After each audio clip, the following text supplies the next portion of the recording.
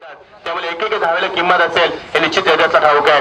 तर करायचा प्रयत्न पुन्हा एकदा गॅपमध्ये खेळतोय शेवटी सीमा पलीकडं 4 धावा. संघ म्हणजे आशुतोष जिया कोटारे संघ आपण पाहतोय.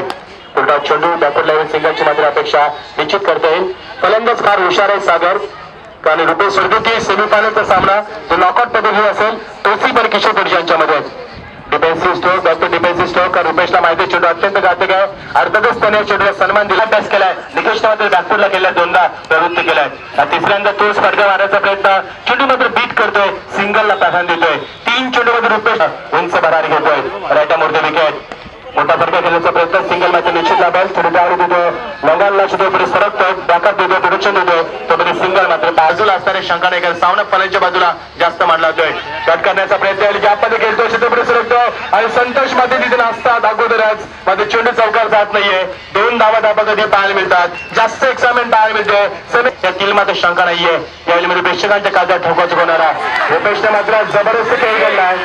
जबरदस्त षटकार माहिती 6 धावा सामना खुला झालाय आणि सामना ओपन झालाय.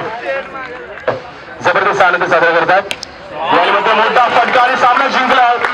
सामना जिंकलाय तो यावेळी मात्र 22 धावा वैयक्तिक नाबाद केले. जबर अंजाम देंगे इस मैदान के ऊपर इतनी क्षमता रखते हैं बल्लेबाज. ये देखिए रुपेश ने यहाँ पर गैप में खेला. गेंद सीमा पार 4 रन के लिए गैप शॉट खेला. बिल्कुल तकनीकी तौर पर के नाम से पहचाने जाने वाले टीम का स्कोर आगे बनता हुआ पुष्कर में इजाफा हुआ. ये देखिए शानदार बैटिंग छक्का लगाकर